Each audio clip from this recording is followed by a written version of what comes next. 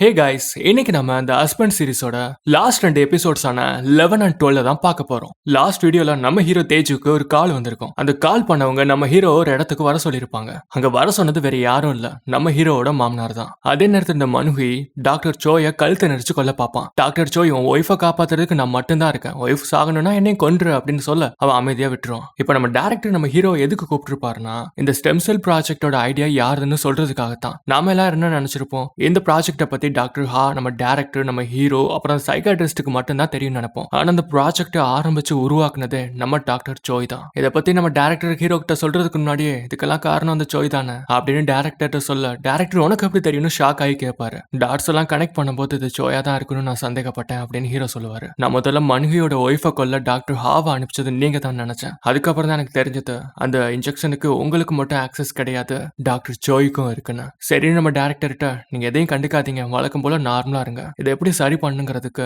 என்கிட்ட ஒரு பிளான் இருக்கு அப்படின்னு ஹீரோ சொல்லி டேரக்டர் அனுப்பி வச்சிருவாரு. டாக்டர் சோய்க்கு அப்படி என்னதான் ப்ராப்ளம்னு ஃபிளாஷ்பேக்ஸ் பார்க்கலாமா? நம்ம முன்னாடியே சொன்ன மாதிரி இந்த கருல இருந்து எடுக்கக்கூடிய ஸ்டெம் செல்ஸ் ப்ராஜெக்ட்டை இது இந்த டாக்டர் சோய் தான் ஆரம்பிச்சிருப்பாரு. டேரக்டர்ட்டையும் கொண்டு போயிருப்பாரு. இந்த ப்ராஜெக்ட் இல்லீகலா இருந்தாலும் டேரக்டருக்கு இந்த ப்ராஜெக்ட் ரொம்ப பிடிச்சிரும், ஏன்னா சக்சஸ் ரேட் ரொம்ப அதிகமா இருக்குல்ல. அதுக்காக இந்த கரு கலைஞ்ச குழந்தைங்களோட ஸ்டெம் செல்ஸை சேர்க்கறது, அதை கல்ச்சர் பண்ணி ஸ்டெபிலைஸ் பண்றதுன்னு இப்படி எல்லா வேலையும் இவர் தான் பார்ப்பாரு. இவ்வளோ பண்ணவரை டேரக்டர் சர்ஜரியை மட்டும் பண்ண விட மாட்டாரு. இவர் இந்த ஸ்டெம் செல்ஸை வச்சு ஸ்பைனல் கார்டில் பண்ற சர்ஜரியில இவரோட சக்சஸ் ரேட் ரொம்ப ரொம்ப கம்மியா இருக்கு. ஸோ அதனால டேரக்டர் இதுக்கப்புறம் இந்த ப்ராஜெக்டை நானே பார்த்துக்கிறேன், பர்சனலா ஸ்டெம் செல்ஸையும் நானே கலெக்ட் பண்றேன், இந்த ஆபரேஷன்ஸ் எல்லாமே என்னோட மருமையை கங் தேஜு தான் பண்ணுவான், ஒருவேளை இந்த ப்ராஜெக்ட் வந்து சக்சஸ் ஆகி அப்ரூவல் ஆயிருச்சுன்னா அதுக்கப்புறம் நீயும் ட்ரை பண்ணு அப்படின்னு சொல்லிடுவாரு டாக்டர் சோய் கிட்ட. இதுக்கப்புறம் தான் நம்ம டாக்டர் தேஜு இந்த இல்லீகல் ப்ராஜெக்டை பத்தி கண்டுபிடிச்சிருவாரு. அட பாவீங்களா, இவ்வளவு நாள் என்ன இல்லீகல் ஆபரேஷனோட பண்ண வச்சிங்க, நான் அதுல இருக்க மாட்டேன்டா அப்படின்னு சொல்லுவார்ல. ஸோ நம்ம டேரக்டர் மண்டே கழுவி செய்யனை பத்தி நினைச்சு பாருப்பா, அங்க நினைச்சு பாருப்பா, இங்க நினைச்சு பாருப்பான்னு சொல்லுவாரு. சரி ஓகேன்னு செய்யனுக்காக செய்வாரு. ஆனா அந்த நேரத்துல அவரோட பொண்ணுக்கு ஆக்சிடென்ட் ஆயிரும். ஆனா டாக்டர் தேஜு இல்லீகல் ஆபரேஷன்ல பிஸியா இருக்கும்போது அவர் பொண்ணை அவரால் காப்பாற்ற முடியாது. ஸோ டாக்டர் தேஜு டேரக்டர்கிட்ட இதுக்கப்புறம் நான் முடியவே முடியாதுன்னு சொல்லிடுவாரு. ஸோ அதுக்கப்புறம் டாக்டர் ஜோய்க்கு ரொம்ப சந்தோஷம் ஆயிரும். ஆஹா, அவனே வெளியே போயிட்டான், இதுக்கப்புறம் நம்ம தான் ஆபரேஷன் பண்ண வேண்டியது வரும், நம்மளை விட்டா டேரக்டருக்கு வேற யார் இருக்கான்னு டேரக்டர்கிட்ட போய் பேசுவாரு. ஆனா டேரக்டரோ டாக்டர் தேஜு இப்போ கொஞ்சம் டிஸ்டர்பா இருக்காரு, அவர் திரும்ப வர வரைக்கும் இந்த ப்ராஜெக்டை நம்ம சஸ்பெண்ட் பண்ணி வைக்க போறோம், டாக்டர் தேஜு திரும்ப வந்ததுக்கு அப்புறம் நம்ம இந்த ப்ராஜெக்டை ஆரம்பிக்கலாம் அப்படின்னு சொல்லிடுவாரு. இதை கேட்டு டாக்டர் ஜோய்க்கு சரியான கோவம் வந்துடும். இதுக்கெல்லாம் காரணம் யாரு? அந்த கங் தேஜு. அவன் உயிரோட இருக்கிற வரைக்கும் நான் காலத்துக்கு எந்த சர்ஜரியும் பண்ண முடியாது, அவனை கொண்டே ஆகணும்னு ஒரு வழி தேடுவாரு. அந்த வழிதான் நம்ம மனுகியும் அவரோட ஒய்ஃப் ஆன கியோங்கேவும். இந்த கிளினிக்கல் ட்ரையலை பத்தி முதல்ல யாரு நம்ம மனுகியும் அவரோட ஒய்ஃபுக்கும் சொல்லியிருப்பாங்கன்னா, நம்மளோட சைக்காட்ரிஸ்ட் இருக்காங்கல்ல மியோன்ஹி, அவங்க தான் சொல்லியிருப்பாங்க. இந்த சோய் அப்படியே உங்களோட கிரிமினல் ரெக்கார்டெல்லாம் கண்டுபிடிச்சிருப்பான். ஸோ இவங்களை வச்சு கங் தேஜுவை போட்டு தள்ள பிளான் பண்ணுவாரு. அதுக்கு நம்ம சைக்காட்ரிஸ்ட் சொல்லி கூட்டிட்டு வர சொல்லுவாரு. ஆனா அவங்க பேசும்போது சைக்காட்ரிஸ்ட்டை வெளியே போக சொல்லிடுவான். அப்போ நம்ம மனுகி அவனோட ஒய்ஃபான கியோங்கே கிட்ட, ரொம்ப கஷ்டமான விஷயம் இல்ல நீங்க கிளினிக்கல் ட்ரையல்ல செலக்ட் ஆகாதது, சரி என்ன பண்ண முடியும், இப்படிதான் இருந்துச்சுன்னா அதுக்கு நம்ம ஒன்றும் பண்ண முடியாதுல்ல அப்படின்னு கியோங்கே சொல்லுவாங்க. டாக்டர் சோயோ, உங்களுக்கு உண்மையான காரணம் என்னன்னு தெரியுமா, உங்களை ஏன் தெரியுமா உண்மையிலே செலக்ட் பண்ணல, உங்களுக்கு கிரிமினல் ரெக்கார்டு இருந்துச்சு அதான் செலக்ட் பண்ணல, ஆனா அது மட்டும் காரணம் கிடையாது, எங்க கங் தேஜுன்னு எங்க டேரக்டரோட மருமையை ஒருத்தன் இருக்கான், அவன் திடீர்னு இந்த ஆபரேஷன்லாம் நான் பண்ண முடியாது, நான் புனிதன் நல்லவன்னு மாறிட்டான். ஸோ அதனால டேரக்டர் அவன் திரும்பி மனசு மாறி வர வரைக்கும் இந்த ப்ராஜெக்டையே மொத்தமா நிறுத்திட்டாரு. ஆனா அவன் மட்டும் இந்த ஹாஸ்பிட்டல்ல இல்ல இந்த உலகத்திலே இல்லாம போயிட்டான்னா நானே ஒய்ஃபுக்கு ஆபரேஷன் பண்ணி அவளை காப்பாத்திருவேன். இதை மனுவை கேட்டு, அப்போ அந்த டாக்டர் இல்லைன்னா என் ஒய்ஃபு பழச்சுக்குவாளா? ஆமா அதானப்பா நானும் சொல்றேன், அவன் மட்டும் இல்லைன்னா ஒய்ஃப் கண்டிப்பா பழச்சுப்பா, அப்போ அந்த டாக்டர் நானே முடிச்சு கட்டிடுறேன் அப்படின்னு டீல் போட்டுப்பானுங்க. ஆனா மனுகி என்ன பண்ணுவான், நல்ல சான்ஸ் கிடைச்சும் டாக்டரை போட்டு தள்ளாம ஸ்ட்ரைட்டா வீட்டுக்கு போய் நம்ம ஹீரோயின் ஆன செய்யணும் கடத்திடுவான். எதுக்குன்னு பாத்தீங்கன்னா, நம்ம ஹீரோ பணம் தரேன்னு சொல்லியிருப்பார்ல, என் ஒய்ஃபை எப்படியாவது என் வாழ்க்கையில இருந்து ஒழிச்சு கட்டிடு, அவளை காணாம போக வச்சிருன்னு சொல்லியிருப்பான். அதனாலதான் இந்த விஷயம் டாக்டர் சோய்க்கு தெரிஞ்சு கால் பண்ணி கேட்பாரு. டேய், நான் என்ன சொன்னான்னு என்ன பண்ணிருக்க, கங் தேஜுவை கொல்ல சொன்னான்னு எதுக்குடா செய்யணும் கடத்தின, யாரை கடத்தினா கொன்னான்னா, இதுக்கப்புறம் எப்படியும் அந்த கங் தேஜு ஹாஸ்பிட்டலுக்கு வர போறது இல்ல, அப்புறம் என்ன, இந்த மேட்டர்லாம் தெரிஞ்சு நம்ம சைக்காட்ரிஸ்ட் இருக்காங்கல்ல மியோங்கி, அவங்க ஓடியாருவாங்க. ஓடியாந்து டாக்டர் சோய் கிட்ட, இது என்ன நியூஸ்ல செய்யனை கடத்தி தேஜு கொலை பண்ண திட்டம் போட்டதுக்காக போலீஸ் தேடிக்கிட்டு இருக்காங்கன்னு வருது, அந்த மனுகுயை தான் சொதப்பிட்டான், தேஜுவை போட்டுதல சொன்னா அவன் செய்யனை கடத்தி வச்சிருக்கான். ஏய், நீ இப்ப என்ன சொன்ன, தேஜுவை கொலை பண்ண சொல்லி அவன் கிட்ட சொன்னியா, நம்ம செய்யனை தானே முடிச்சு கட்டதா பிளான்ல இருந்தது, நான் உன்கிட்ட சும்மா சொன்னேன். செயினை கொல்றதால எனக்கு என்ன பிரயோஜனம்? இதுக்கெல்லாம் காரணம் இந்த தேஜு. அவனை தான் முடிச்சு கட்டணும். நான் அப்படி சொல்லியிருந்தா என் பிளானுக்கு நீ ஒத்து வந்திருக்க மாட்டல்ல. ஏன்னா கங் தேஜு மேல உனக்கு ஒரு கண்ணு. செயின் போயிட்டா அவங்க கூட சேர்ந்து வாழலான்னு திட்டம் போட்டு இருந்தா இதை கேட்ட நம்ம சைக்காட்ரிஸ்ட் நான் அதை போய் உடனே போலீஸ்ட்ட சொல்றேன்னு சொல்ல. ஓ அப்படியா, இதுக்கெல்லாம் நானும் உடந்தையா தான் இருந்தேன் அப்படின்னு சேர்த்து போலீஸ்ட்ட போய் சொல்லு போ. உடனே சேர்த்து புடிச்சு போடுவானுங்க. இப்படி எல்லாம் பரபரப்பா போயிட்டு இருக்க டாக்டர் சோய் ஒரு நாள் யதார்த்தமா மன்ஹுயோட வீட்டுக்கு போய் தேஜுவை சீக்கிரம் முடிச்சு விடு அப்படின்னு சொல்றதுக்காக போயிருப்பார். பார்த்தா அன்னைக்கு தான் செயினை காப்பாத்துறதுக்காக நம்ம தேஜு அவன் வீட்டுக்கு வந்து சண்டை போட்டுக்கிட்டு இருப்பாங்கல்ல. அந்த ஃபயரிங் சவுண்ட்லாம் வெளியே கேட்கும். கன் சவுண்ட் கேட்டோன்னா டாக்டர் சோய் நைஸா நழுவ பாப்பாரு. அப்ப நம்ம ஹீரோ கார்ல அந்த 3 பில்லியன் பணம் இருக்கிறத நோட் பண்ணிடுவான். அந்த பணத்தை ஆட்டை போட்டதே இந்த டாக்டர் சோய் தான். அதுக்கப்புறம் உங்களுக்கே தெரியும் மன்ஹுயோட ஒய்ஃப ஹாஸ்பிட்டல் கொண்டாடுவாங்க. அங்க ஆபரேஷன் பண்ணுவார் நம்ம தேஜு. அதுக்கப்புறம் அந்த டாக்டர் ஹா கூட வந்து கியோங்கைய கொல்ல வருவார்ல. டாக்டர் ஹாவை டாக்டர் சோய் தான் செட் பண்ணிருப்பான். எப்படின்னு பாத்தீங்கன்னா டாக்டர் ஹாக்கு நிறைய பண கஷ்டம் இருக்கும். அதனால சில ரவுடி கும்பல வந்து டாக்டர் ஹாவை மிரட்டிக்கிட்டு இருப்பாங்க. நீ மட்டும் பணத்தை செட்டில் பண்ணல, உன் புள்ள அங்கதானே படிக்குது, உன் புள்ளைய அங்க போய் கடத்துறோண்டான்னு மிரட்டிட்டு போவாங்க. இது எல்லாத்தையும் டாக்டர் சோய் பார்த்துட்டு இருப்பான். சோ டாக்டர் ஹாவோட அந்த பண தேவையை பயன்படுத்தி கியோங்கையை கொல்ல பிளான் போட்டிருப்பான். சப்போஸ் கியோங்கை இறந்து போயிட்டா அந்த பழியை தூக்கி டாக்டர் தேஜு மேல போட்டுடலாம். தேஜு ஒழுங்கா ஆபரேஷன் பண்ணலன்னு. அதே நேரத்துல கியோங்கை கண் முழிக்காம போயிட்டா இதுக்கெல்லாம் முழுக்க முழுக்க காரணம் டாக்டர் சோய் தாங்கிறத யாருக்கும் தெரியாது. இப்ப கியோங்கை இறந்து போயிட்டா கண்டிப்பா மனுஹியை தேஜுவை சும்மா ஆட மாட்டான். சோ ஆட்டோமேட்டிக்கா சோய் நினைச்சது எல்லாமே நடந்துரும். ஆனா டாக்டர் ஹா சொதப்பிடுவாரு. அதனால டாக்டர் சோய் அவரை கொன்றுவாரு. அது எப்படின்னா அன்னைக்கு லிஃப்ட்ல டைரக்டர் பாக்குறதுக்காக சைக்காட்ரிஸ்ட் கூட டாக்டர் ஹா போயிருப்பார்ல. அப்ப அந்த சைக்காட்ரிஸ்ட் கூட லிஃப்ட்ல அதை சொல்லிருப்பாங்கல்ல. அது ஒண்ணும் இல்ல, டாக்டர் சோய் உங்களுக்காக பார்க்கிங் லாட்ல வெயிட் பண்ணிட்டு இருக்காரு, ரொம்ப அர்ஜென்ட்டா வர சொன்னாரு, நீங்க உடனே அங்க போங்க அப்படின்னு சொல்லிருப்பாங்க. சரி ஓகே, இப்ப பிரசன்ட்க்கு வந்தோம்னா நம்ம தேஜு இருக்காருல்ல, இவருக்கு தப்பா எல்லாம் தெரிஞ்சு வச்சேன். அதனால டாக்டர் சோய் மண்டையை குழப்புவாரு. நம்ம எல்லாரும் டாக்டர் ஹா தான் அதுக்கு பின்னாடி இருந்தாருன்னு நினைச்சோம். ஆனா இப்ப டாக்டர் ஹாவே யாரோ கொலை பண்ணிட்டாங்க. அது யாரா இருக்கும்? ஒருவேளை சிசிடிவி கேமரால பதிவா இருக்குமோ, இல்ல அந்த சைக்காட்ரிஸ்ட் மியூங்கி தான் கொலை பண்ணிருப்பாளோ? சரி போலீஸ் நிச்சயம் கண்டுபிடிப்பாங்க. எனக்கு தெரிஞ்சதெல்லாம் உங்ககிட்ட சொல்லியிருக்கேன், பாப்போம். என்னடா அவன் தெரிஞ்சதெல்லாம் சொல்லியிருக்காங்கிறான், என்னத்த தெரிஞ்சிருக்கும், உனக்கு என்ன தெரியும்? முதல்ல அந்த மனுகியோட ஒய்ஃப் கியோங்கி எதுவும் சொல்லியிருப்பாளா அப்படின்னு போய் அவளை விசாரிக்க போவான். ஆனா அவ எதுவும் சொல்லியிருக்க மாட்டா. நம்ம தேஜுவும் போலீஸ் கால் பண்ணி சிசிடிவி கேமரா ஃபுட்டேஜ் பத்தி கேட்பாரு, எதுவும் கிடைச்சா அப்படின்னு. ஆனா எதுவுமே கிடைச்சிருக்காது. அதே சமயத்துல நம்ம ஹீரோயின் செயின் இருக்காங்கல்ல, அவங்க டைரக்டர்கிட்ட போய் இந்த கிளினிக்கல் ட்ரையல் மேட்டர் பத்தி எல்லாம் கேட்பாங்க. அப்ப என் பொண்ணு இறந்ததுக்கு காரணம் ஒரு வகையில நீங்க தானப்பா, உங்களுக்கு இந்த ஹாஸ்பிட்டல் தான் முக்கியம், எங்க மேல கொஞ்சம் கூட அக்கறை இல்ல உங்களுக்கு, நீங்க பண்ண தப்பெல்லாம் ஒத்துக்கிட்டு எல்லாருக்கிட்டையும் பொதுல மன்னிப்பு கேளுங்கப்பா அப்படின்னு சொல்லுவாங்க. இன்னொரு பக்கம் பாத்தீங்கன்னா இந்த டாக்டர் சோய் போய் மனுகையை சந்திப்பான். சந்திச்சு நம்ம சைக்காட்ரிஸ்ட என்ன பண்ணா ஏது பண்ணான்னு கேட்பான். நான் அவளை போக விட்டேன், அவ வெளியே சொல்ற டைப் கிடையாது, சோ போக விட்டா. நான் போக விட்டியா, நீ எப்படி அதை பண்ணலாம் என்ன கேட்காம?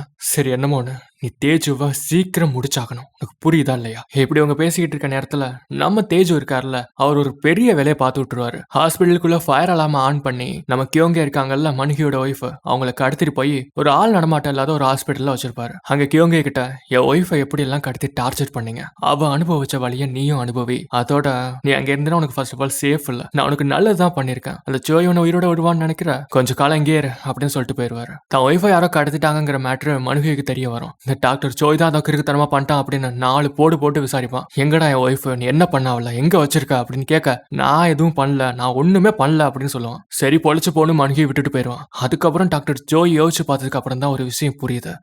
தேஜு நீ தான் அதுக்கு பின்னாடி இருக்கியா அப்படின்னு எல்லாத்தையும் கண்டுபிடிச்சிருவான். டாக்டர் ஜோய் போல மன்ஹுயும் டாக்டர் தேஜு தான் அதுக்கு பின்னாடி இருக்காருன்னு தெரிஞ்ச மன்ஹுயை ஒரு காரை பின்னாடியே ஃபாலோ பண்ணிட்டு வருவான். இது நம்ம தேஜுக்கும் தெரியும். சோ அவர் ஒரு பில்டிங்கோட ரூஃப் டாப்புக்கு போய் அந்த காரை நிப்பாட்டிட்டு நம்ம மன்ஹுயை வந்து பாப்பாரு. மன்ஹுயா ஒய்ஃபை பத்தி கேட்க, நான் ஒய்ஃப் எல்லாம் ஒண்ணு பண்ணல, அவ பத்திரமா ஒரு இடத்துல தான் இருக்கா, அந்த ஹாஸ்பிட்டலோட நான் ஒய்ஃபை வச்சிருக்க இடம் ரொம்ப சேஃப் தான், என்னோட ஒய்ஃபுக்கு சர்ஜரி பண்ணி நானே அவளை காப்பாத்துறேன், அவளை வச்சுதானே அந்த டாக்டர் ஜோய் உன்னை மிரட்டிட்டு இருக்கான், இப்போ அந்த ஹாஸ்பிட்டலும் இல்ல, இதுக்கு மேல உன்னை என்ன தடுக்குது? ஆனா எனக்கு ஒரு கண்டிஷன் இருக்கு, நீ ஜஸ்ட் போலீஸ் கிட்ட நடந்த உண்மைகளையும் இதுக்கு பின்னாடி யார் இருக்கிறாங்கிறத சொல்லி சரணடைஞ்சா போதும். நீ நல்லா யோசிச்சு பார்த்து என்ன கூப்பிட்டு சரியா அப்படின்னு டாக்டர் தேஜு அங்க இருந்து போயிருவாரு. அடுத்த நாள் நம்ம ஹீரோக்கு மனுகிட்ட இருந்து கால் வருது. நம்ம ஹீரோவும் அவனை போய் பார்க்க போவாரு. அங்க மனுகி, நீ சொன்னதை பத்தி நல்லா யோசிச்சு பார்த்துட்டேன், இப்ப நான் யார் பக்கம் இருக்கணுங்கிறத எனக்கு புரிஞ்சிருச்சு, நான் உன் பக்கமே இருக்கேன் அப்படின்னு மனுகி சொல்ல, நம்ம தேஜு கூட தான் சேர போறான்னு நினைச்சா பின்னாடி இருந்து டாக்டர் ஜோய் வரான். அந்த டாக்டர் ஜோயும் மனுகியும் சேர்ந்து நம்ம ஹீரோக்கு டேசரை வச்சு ஷாக் கொடுத்து அந்த இடத்துல படுக்க போட்டுருவாங்க. அதுக்கப்புறம் டாக்டர் கண்ணு முடிச்சதுக்கு அப்புறம் அந்த கியோங்கவை எங்க வச்சிருக்கான்னு விசாரிப்பாங்க. முதல்ல நம்ம ஹீரோ சொல்ல மறுத்தாலும் அதுக்கப்புறம் அவரே கூட்டிட்டு போயிருவாரு. நம்ம ஹீரோவும் மனுகியும் ஒரு கார்ல போவாங்க. அந்த டாக்டர் ஜோ இன்னொரு கார்ல வருவான். நான் இவ்வளவு தூரம் உனக்கு எடுத்து சொல்லியும் நீ அவனை தான் நம்ப போறியா? நான் யாரையும் நம்ப போறது கிடையாது, நான் வெறும் என்னோட ஆப்ஷன்ஸ் அளந்து பாக்குறேன், எதுல அதிகமான பலன் இருக்கு அப்படின்னு. உங்கள எவன் இருந்தாலும் எனக்கு பிரச்சனை இல்லை, எனக்கு என்னோட ஒய்ஃப் பொழைக்கணும், அவ்வளவுதான். அந்த டாக்டர் ஜா மனுகிட்ட என்ன சொல்லி கரெக்ட் பண்ணிருப்பான்னா, ஹீரோ சாதாரணமா மனுஷங்களோட ஸ்டெம் செல்ஸ் வச்சுதான் ஆபரேஷன் பண்ணுவான், ஆனா என்கிட்ட இருக்கிறது கருல இருந்து கலைக்கப்பட்ட குழந்தைங்களோட ஸ்டெம் செல்ஸ். அதை பத்தி உனக்கே தெரியும்ல. அதனாலதான் மனுகி ஹீரோ கூட இல்லாம அந்த டாக்டர் சோய் கூட சேர்ந்திருப்பான். கூடவே அந்த ஸ்டெம் செல்ஸ் சோயோட டிக்கில தான் இருக்கும். அதை எடுத்துட்டு வர சொல்லி மனுகி ஆர்டர் போடுவான். அதை எடுத்துக்கிட்டு எல்லாரும் அவனோட ஒய்ஃபை பார்க்க போவாங்க. புருஷனு பொண்டாட்டியும் ஒரு வழியா ரொம்ப காலம் அப்புறம் சந்திச்சுப்பாங்க. அதுக்கப்புறம் மனுகி கிட்ட டாக்டர் சோய் ஒரு ஊசியை கொடுத்து இதை போட்டு நம்ம தேஜுவை கொல்ல சொல்லுவான். மனுகி பொறுமையா நம்ம ஹீரோவை அந்த ஊசியை வச்சு குத்த வர திடீர்னு என்ன நினைச்சான்னு தெரியல, ஸ்ட்ரைட்டா டாக்டர் சோயை குத்த போகும். அப்ப நம்ம ஹீரோ தான் மனுகியை தள்ளி விட்டு டாக்டர் சோயை காப்பாத்தி விடுவாரு. டாக்டர் சோய் உடனே அங்க இருந்து ஓடி போயிருவான். எதனால அந்த மனமாற்றம்னு பாத்தீங்கன்னா, நம்மளோட சைக்காட்ரிஸ்ட் டாக்டர் இருக்காங்கல்ல, அவங்க இந்த மனுகி கிட்ட என்ன உயிரோட விட்டுரு அப்படின்னு இந்த டாக்டர் சோய் இருக்கார்ல, அவர் ஆபரேஷன் பண்ணா 100ல வெறும் 13% தான் சக்சஸ் ஆக வாய்ப்பு இருக்கு. இந்த லட்சணத்துல நீ ஒய்ஃபை காப்பாத்த போறியான்னு தான் டாக்டர் சோயை கொலை பண்ண பார்த்திருப்பான் மனுகி. மனுகி நம்ம ஹீரோ கிட்ட எதுக்காக அவனை தப்பிக்க உடனே கேட்க, எனக்கு அவனை கொலை பண்ணணும் தான் ஆசையா இருக்கு, ஆனா கொலை எல்லாத்துக்கும் தீர்வாகாதுன்னு இப்படி பேசிக்கிட்டு இருக்க நேரத்துல மனுகியோட ஒய்ஃபுக்கு திடீர்னு சிவியரான பேக் பெயின் வர ஆரம்பிச்சிடும். அப்ப நம்ம தேஜு கியோங்கே கிட்ட உன்னோட கால்களை உணர முடியுதான்னு கேட்பாரு. இல்ல என்னால உணர முடியலன்னு சொல்ல, அப்போ ஒய்ஃபை காப்பாத்தணும்னா உடனே ஆபரேஷன் பண்ணணும்ப்பா, இல்லைன்னா ஒய்ஃப் பொழைக்க மாட்டான்னு சொல்லிடுவாரு டாக்டர். அப்ப மனுகி ப்ளீஸ் அப்ப என்னோட ஒய்ஃபை காப்பாத்து அப்படின்னு சொல்லுவான். இந்த வாய்ப்பை பயன்படுத்திக்கிட்ட நம்ம தேஜு, ஓகே நான் பண்றேன்ப்பா, ஒன்னும் ப்ராப்ளம் இல்ல, நீ என்ன பண்ண போலீஸ்க்கு எல்லா ஆதாரங்களையும் அனுப்பு, நீ அதோட சரண்டர் ஆகணும் அப்படின்னு சொல்லுவாரு. மனுகியும் ஓகே சொல்லிடுவான். அவனோட ஒய்ஃபை கூட்டிக்கிட்டு ஹாஸ்பிட்டலுக்கு கிளம்ப போவாங்க. அப்ப நம்ம ஹீரோ டைரக்டருக்கு கால் பண்ணி இந்த மாதிரி ஒரு ஆபரேஷன் பண்ண வேண்டியது இருக்கு அர்ஜென்ட்டா, அதுக்கு நம்பிக்கையான ஒரு சின்ன குழுவை மட்டும் ஏற்பாடு பண்ணுங்க அப்படின்னு சொல்லுவாரு. நம்ம டைரக்டரும் ஓகே சொல்லிடுவாரு. அதுக்கப்புறம் நம்ம ஹீரோ அவரோட ஒய்ஃபுக்கு கால் பண்ணுவாரு. கால் பண்ணி சொல்ல, எனக்கு ஏதோ மனசுக்கு ஒரு மாதிரியா இருக்கு, இன்னைக்கு ஒரு நாளைக்கு மட்டும் என்னோட அப்பா அம்மா வீட்டுல போய் தங்கிரு அப்படின்னு சொல்லுவாரு. அதுக்கப்புறம் ஹீரோ மன்ஹி கியோன் கே இவங்க எல்லாரும் ஹாஸ்பிட்டலுக்கு போயிருவாங்க. நம்ம ஹீரோவும் ஆபரேஷன் பண்றதுக்கு தயாராயிருவாரு. ஆபரேஷன் பண்ணிக்கிட்டு இருக்கும் போதே பாதி இடையில நிப்பாட்டி மனுகி கிட்ட நீ உடனே அந்த எவிடன்சஸ் எல்லாம் போலீஸ்க்கு ஃபார்வர்ட் பண்ண, இல்லனா இதுக்கு மேல நான் ஆபரேஷன் தொடர மாட்டேன்னு மிரட்டுவாரு. நான் எப்படி உன்னை நம்புறதுன்னு மனுகி கேட்பான். நம்பினா நம்பாட்டினப்போ நான் வெளியே வந்துருவா அப்படின்னு கேட்க, அவன் பயத்துல அவன் போலீஸ்க்கு எல்லாத்தையுமே அனுப்பிடுவான். கூடவே கைப்பட எழுதின ஒரு வாக்குமூலத்தையும் சேர்த்து அனுப்பிடுவான். இந்த மெசேஜ் போலீஸ்க்கு வரதுக்கு கொஞ்ச நேரம் முன்னாடி தான் நம்மளோட சைக்காட்ரிஸ்ட் டாக்டர் இருக்காங்கல்ல, அவங்களே போய் போலீஸ்ட சரண்டர் அடைஞ்சிருப்பாங்க எல்லா விஷயங்களையும் சொல்லி. போலீஸ்க்கு மனுகி அனுப்பின மெசேஜ் கிடைச்ச உடனே அவங்க ஒரு படையோட திரண்டு ஹாஸ்பிட்டலுக்கு வர ஆரம்பிப்பாங்க.